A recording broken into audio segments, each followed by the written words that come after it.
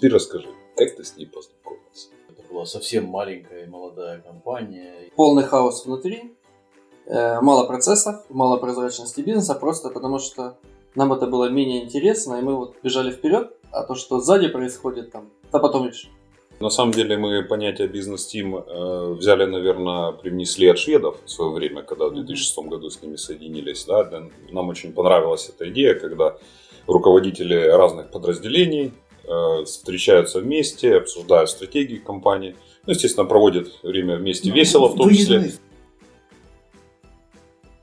У нас процессы и скорость работы, и вертикаль принятия решения маленькой компании, но credibility и бренд большого холдинга групп компаний. Когда мы общаемся с, не знаю, даже с консультантами, которые занимаются M&A, и они спрашивают, как вы думаете, как долго это может происходить от момента первого знакомства и до того, как подписать договор. Я говорю, у нас это обычно занимает месяц или два. Месяц или два.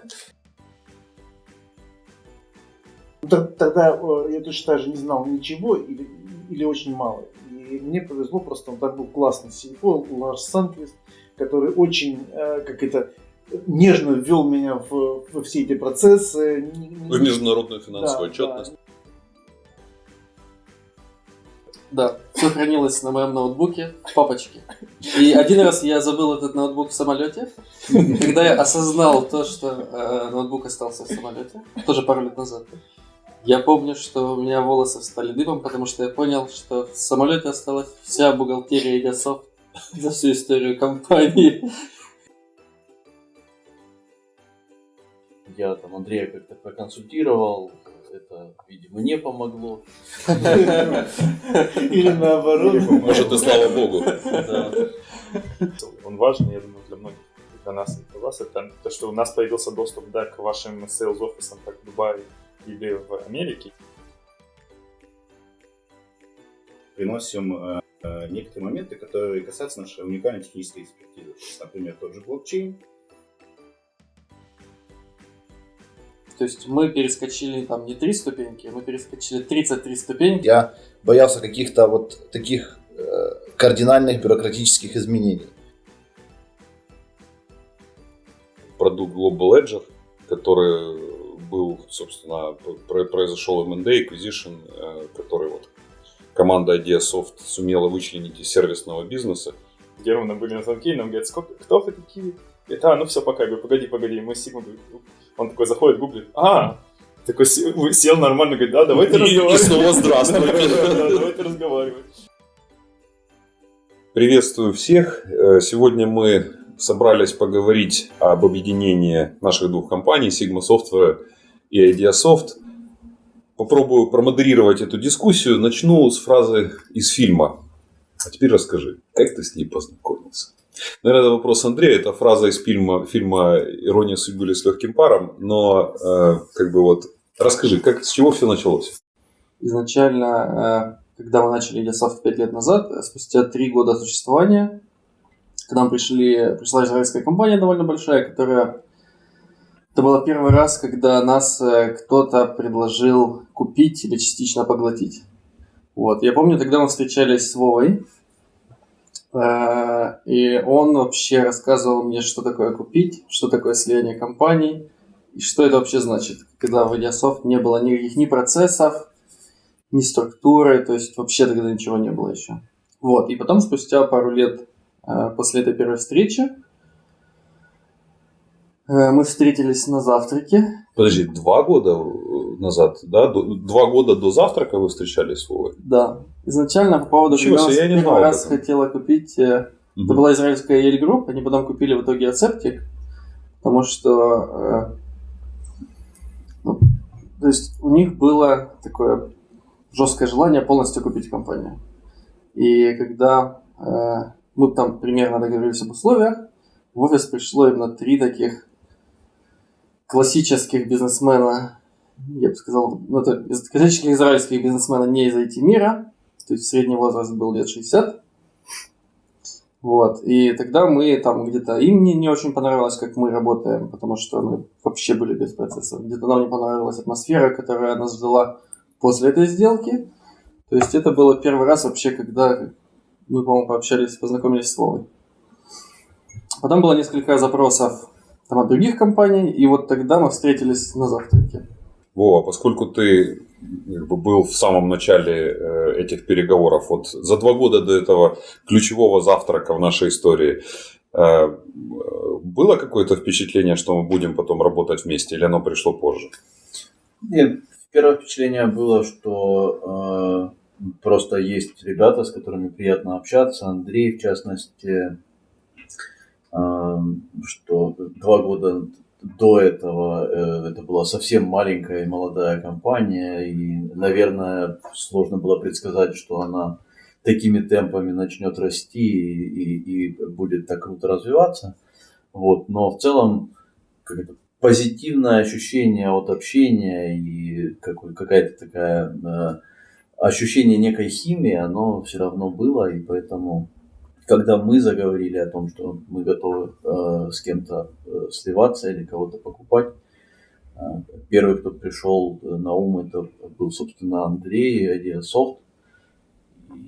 А вы встречались первый раз именно с этим прицелом или просто вы познакомились? Нет, это были консультации. Не помню, что это 2 года назад. Это были консультации, просто там меня брат с Андреем познакомил, у Андрея были вопросы. Я там Андрея как-то проконсультировал, это, видимо, не помогло. Или наоборот. Может, и слава богу. Да. Что больше всего понравилось, насколько стремительно дальше мы действовали. И когда сейчас, когда мы общаемся с, там, не знаю, даже с консультантами, которые занимаются M&A, и они спрашивают, как вы думаете, как долго это может происходить от момента первого знакомства и до того, как подписать договор. Я говорю, у нас это обычно занимает месяц или 2. Месяц или 2. Так быстро? Мы быстрые ребята.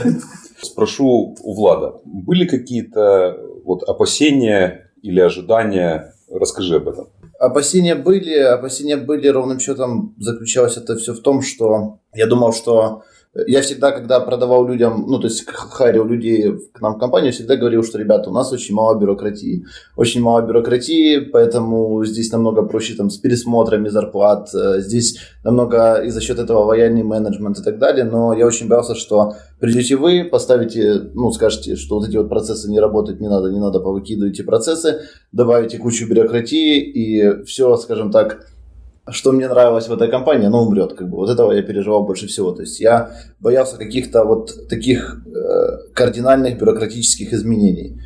Но, к счастью, получилось? К счастью, я не могу сказать, что бюрократии какой-то не добавилось. Она добавились какие-то отчетности, какие-то формальности, но это не критично. Наоборот, это повлияло на то, что у нас сформировались какие-то процессы, какой-то рабочий регламент, скажем так. Дима, у тебя, как у главного человека в нашем бизнесе... По бюрократии? Нет. Я как раз хотел сказать по финансам и по юридическим вопросам, которые, безусловно, предусматривают какую-то небольшую... Я бы назвал это порядок. Все-таки есть разница между порядком и бюрократией. У тебя были опасения? Сейчас... Вообще ты довольно смелый человек. В 2006 году.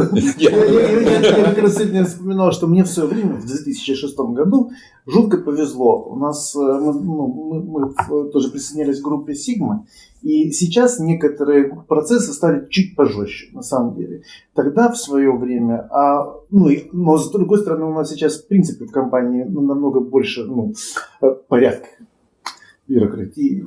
В хорошем смысле этого слова. Тогда я точно так же не знал ничего или очень мало. И мне повезло, просто там был классный CFO Ларс Санквист, который очень нежно ввел меня во все эти процессы. В международную финансовую отчетность в том числе. Без всяких издевательств, без лишнего мрака. Это было очень постепенно. Мы договаривались по каждому пункту, нужно или не нужно. И поэтому я как раз хотел этот опыт свой перенести на опыт с Ideasoft в том, чтобы это было точно так же лояльно, точно так же не сразу, точно так же постепенно мы бы все эти процессы наладили. Потому что ничего в них сложного на самом деле нет, но в любом случае это перестроение, это какой-то, то есть это привычка делать теперь вот так, а не иначе. Ну, по поводу порядка, раз уж мы пришли к этому вопросу, наверное, вопрос к Пете, как человеку, который служил в армии. Расскажи немножко вот о том, чем ты занимаешься и что для тебя было это слияние, что изменилось, были ли какие-то опасения? Ну, изначально у меня была позиция CVDO, как и она числится, но потихоньку я взял на себя больше операционных задач, в том числе и финансы, и порядок мы взяли. И я тоже отчасти опасался, но когда у нас эта компания была Connect East Holding, которая изначально первые пришли, и которые мы смотрели, когда они прислали файл, что нам нужно 700 документов подготовить, из них 456 это юридических, там просто в Excel, я подумал, что это будет, мы до полгода будем только это готовить. И вот когда я начал с Sigma, мне, да, был очень важный момент, потому что сотрудник топ-менеджмент боялся, что да, на нас сразу навалятся вещи, но я у них спрашивал, помню, на бизнес-тим-митинге нашем, я говорю, как вы чувствуете, что что-то добавилось? Они говорят, нет, я говорю, потому что мы как-то очень грамотно это распределили, что до сих пор мы внедряем, но очень плавно. Я очень рад, что мы у вас берем вот как будто самое лучшее, то, что нам сейчас подходит, и мы видим путь, что дальше у вас тоже можно брать, но пока что нам это не надо, там, не знаю, международное управление офисом, у нас пока нет международного офиса, поэтому нам нет, не надо. Но вот мы по чуть-чуть это берем, и мне это очень нравится, что у нас есть такая возможность учиться, и не только у нас, а еще у топ-менеджмента, потому что они соединились благодаря бизнес-митингу и общаются со своими как бы, партнерами в вашей компании. И это очень интересно, что и у них есть с кем посоветоваться, то есть они не стали одни, а у них как бы появились менторы. Ну да, у нас на самом деле мы понятие бизнес-тим взяли, наверное, привнесли от шведов в свое время, когда в 2006 году с ними соединились. Да? Нам очень понравилась эта идея, когда руководители разных подразделений встречаются вместе, обсуждают стратегии компании. Ну, естественно, проводят время вместе весело, в том числе. Выездные встречи делают. Да, выездные встречи. У нас есть традиция, мы ходим на яхтах там минимум раз в год, что очень, на самом деле, сплачивает коллектив. И вот тоже начали делать это совместно. Герман, с точки зрения вот технических вопросов, есть какая-то синергия? То есть, вот что ты ощущаешь? Привносишь ли ты и твоя команда что-то вот в это? И есть ли что-то, что помогает тебе в бизнесе? Мы приносим некоторые моменты, которые касаются нашей уникальной технической экспертизы. Например, тот же блокчейн. Там есть некоторые там уникальные моменты, и вот когда, например, мы общаемся с вашей техкомандой, они могут спросить что-то, да, как это работает, может, это работает по-другому, или вот если у нас спрашивают, а можем ли мы это сделать, если у вас эта экспертиза, например, да, или то же самое, как мы общаемся даже с командой BizDev, потому что они иногда общаются с очень прикольными парнями, но не понимают, кто это, потому что они из блокчейн-экспертизы. Я говорю, что вот с этими лучше поговорить там побольше, потому что они вроде классные парни в комьюнити, давайте соответственно, пообщаемся и предложим им техэкспертизу там больше, чем вы обычно предлагаете, потому что у них точно есть здесь запросы. Для нас это было очень важно, на самом деле, поскольку блокчейн-экспертиза у нас была, но небольшая, поэтому, собственно, в этом мы увидели тоже достаточно серьезную синергию. Можно я задам вопрос тебе, так как я понимаю, тебе да, тоже давай, есть что рассказать? я все время, я очень хочу ответить. Понятно, что ожидания были высокие от этой сделки, и много чего мы ожидали. Есть что-то, чего ты не ожидал, и что произошло после того, как мы начали вместе работать? Да, я думаю, что это вот продукт Global Ledger, который был, собственно, произошел M&A, acquisition, который вот команда Ideasoft сумела вычленить из сервисного бизнеса. То, что действительно ребята так быстро подхватили вот такую инициативу, и вот то, что мы стратегически делаем уже давно, это синергия сервисного продуктового бизнеса, поиск продуктовых ниш решений и соединение классных команд, которая тоже есть, естественно, в Global Ledger, и клиентов, которых мы находим через наш нетворк. Это просто фантастическая синергия. Global Ledger — это хороший пример, когда все получилось, все сложилось, и вот как планировали, так и вышло. Но было несколько ситуаций, когда мы что-то делали, в итоге это не получалось. И очень круто, как на это реагирует ваша сторона, что нет такого, что у нас есть какие-то рамки, в которых мы должны работать. Тут вопрос, что если мы что-то делаем, выходящее за шаблон сервисного бизнеса, то вы поддерживаете наши инициативы рисковать в каких-то моментах. На самом деле, с точки зрения риска, то, конечно же, мы всегда это приветствуем. Для нас безумно важно, чтобы команда партнеров, да, то есть, чтобы она действительно думала самостоятельно, что еще можно сделать, рисковала. Не ошибается тот, кто ничего не делает. Мы в свои 20 лет занятий сервисным бизнесом тоже ошибались. И на новые рынки выходить сложно было, и не все сразу получалось, и далеко не все венчурные истории продуктовые сразу же получались, так что это абсолютно нормально. Для нас на самом деле очень важно, что вы сохранили бренд и развиваете его дальше. У вас сильный бренд, классный. И сейчас, когда на самом деле все открыто, да, то есть все друг с другом общаются в LinkedIn, в Facebook, бренды все известны, поэтому человек выбирает себе компанию, там, не какую-то там определенную, да, а ту, в которой ему комфортнее работать. В одной компании что-то хорошо, в другой что-то другое, поэтому это на самом деле очень здорово. Ну, в этом же и классно, что раньше мы были там формат группа ребят, которые в своей нише, там финтех, блокчейн развиваются очень круто. Мы на forefront, мы работаем классно, нас все знают, клиенты, партнеры и так далее, но полный хаос внутри. Мало процессов, мало прозрачности бизнеса, просто потому что нам это было менее интересно, и мы вот бежали вперед, а то, что сзади происходит там, то потом решим. Вот, и получилось, то есть я всегда ждал, что это будет болезненно. Перенять какие-то процессы, которые дадут прозрачность бизнеса, прозрачность менеджменту, финансовый учет, там, про утилизацию учет, все вот эти штуки, которые настраиваются именно в внутренние процессы работы компании.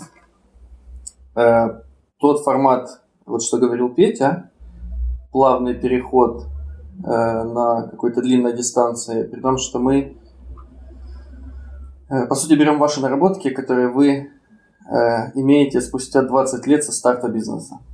То есть мы перескочили там не 3 ступеньки, мы перескочили 33 ступеньки ошибок, которые мы бы совершили. Может быть, скорее всего, мы сами к этому пришли всему через X лет, совершив 33 ошибки. Очень больно, тяжело и долго.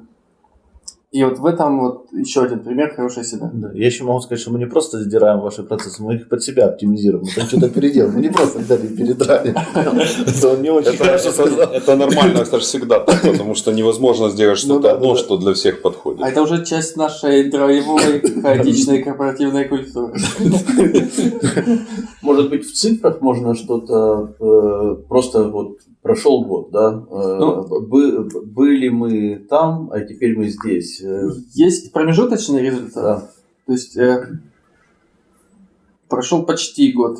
Есть, да, промежуточный результат, что в количественном выражении мы выросли практически в 2 раза, процентов на 70-80. На 80. За год. Это быстрее рынка. В revenue, которое мы зарабатываем, мы сделали 3, скорее всего, сделаем 4x от прошлого года, если брать кумулятивно сервисный бизнес и плюс вот те бизнес-юниты, которые образовались. Поэтому я считаю, что в всех смыслах это было очень удачное и правильное решение. У меня есть интересный кейс как раз по тому, как мы брали процессы Sigma. Они оказались очень важны, кстати, для Agile. На самом-то деле это такой Для Global Ledger. заметный процесс, да, для Global Ledger. То есть мы одни из первых процессов, которые мы взяли, они касались безопасности персональных данных и вообще внутренней security.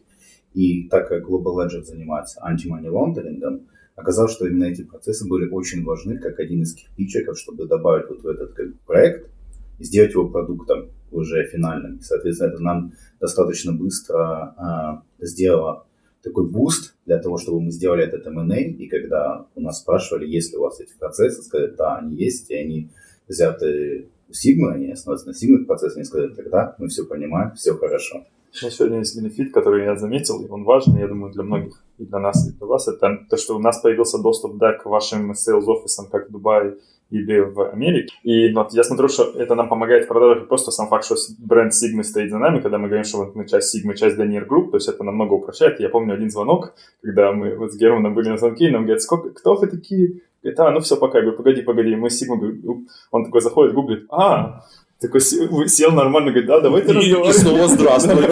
Давайте разговаривать. То есть огромным плюсом является не что мы часть там, или партнерство вот с Sigma, а что у нас процессы и скорость работы и вертикаль принятия решения маленькой компании, но credibility и бренд большой большого холдинга групп компаний. Петя, вот хотел тебя спросить еще. Ты служил в армии. Армия – это не бюрократия, а порядок. Как вот в таком вот хаотическом подходе, ну, или в хорошем смысле хаотическом подходе ты выживаешь, и как ты находишь баланс? Я после армии было очень удивительно. И когда я помню, когда начал влезать в процессы, я узнал, как ведутся. Я помню, самое сложное было это инвойсы. Да, все хранилось на моем ноутбуке в папочке. И один раз я забыл этот ноутбук в самолете. Когда я осознал то, что ноутбук остался в самолете, тоже пару лет назад, я помню, что у меня волосы встали дыбом, потому что я понял, что в самолете осталась вся бухгалтерия Ideasoft за всю историю компании. Там была спасательная операция, по-моему. Да, Получилось ноутбук найти? Ты подключал своих армейцев? Захват. На вертолете. Компания сказала, что отдаст его только в аэропорту, где его нашли. Мы искали ребят, которые... Там были ребята, которые работали в Ideasoft, но давно уехали туда жить. И они приезжали с сканами моего паспорта забирать из этого... Ну, удалось? В итоге удалось, но Ideasoft неделю была без бухгалтерии. Я был без сна и понял, что нужно что-то менять, и поэтому, когда Петя появился в компании и проявил инициативу того, что так работать больше нельзя, я не препятствовал. Мы 3 месяца пытались внедрить, я помню, уйти от Excel, они говорят, ну это же удобно, смотри, вот одну папочку заходишь и все видно, а так непонятно, что делать.